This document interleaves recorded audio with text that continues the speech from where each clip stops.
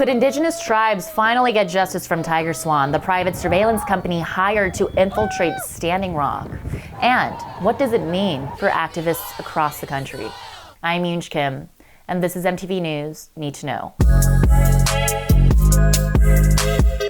This month marks 5 years since the Standing Rock camp was cleared of protesters, following the longest-running demonstration in modern history. But to this day, the Standing Rock Sioux tribe is still fighting for its land, identity, and survival against the Dakota Access Pipeline and its billionaire Texas oligarch. On Tuesday, the tribe withdrew their cooperation from the U.S. government's ongoing environmental assessment of the DAPL operations. Why? Because all organizations, including DAPL's parent company Energy Transfer, are not being transparent about safety measures for the tribe in case there is a spill.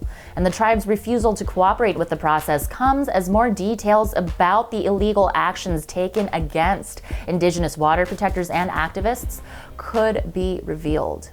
First, here's the backstory. Energy Transfer, the company that built the Dakota Access Pipeline, paid a reported $17 million to private security company TigerSwan in 2016 to make the youth and Indigenous-led resistance go away. Leaked documents show that TigerSwan used aerial surveillance, hacking communications, infiltrating activist groups, and coordinating with public law enforcement. Headed by ex-military personnel, they deployed the same kinds of subversive tactics used in the Iraq and Afghanistan wars, except this time against unarmed activists in their 20s and 30s in the US.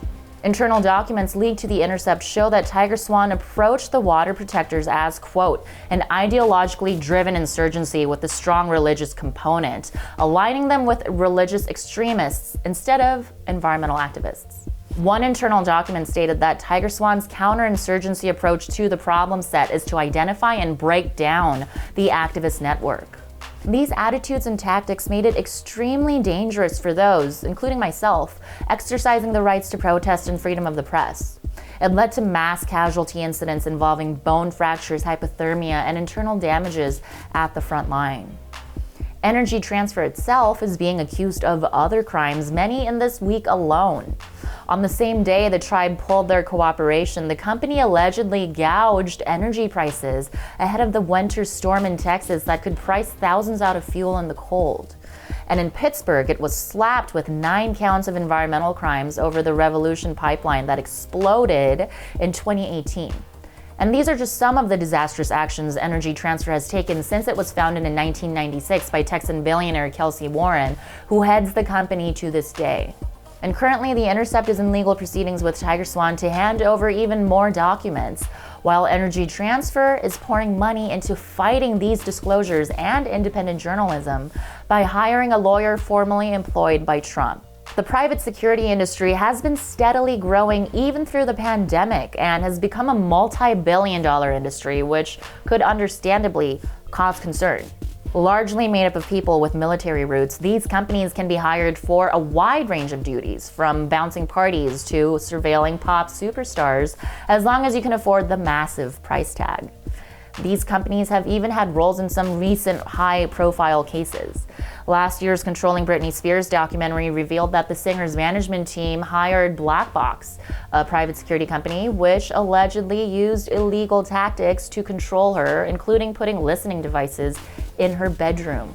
And in 2019, Ronan Farrow uncovered that Harvey Weinstein had hired Black Cube to harass and silence women who accused him of sexual misconduct.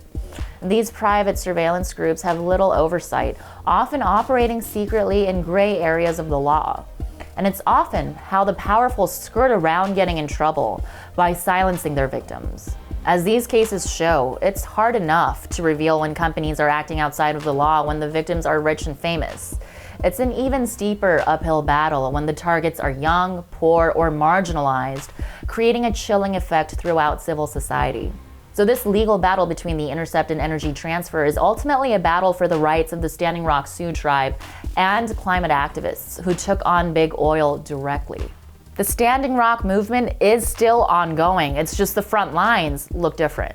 Instead of guns pointed at activists, it's lawyers and billions of dollars. And in our fight, we need to remember to follow the money.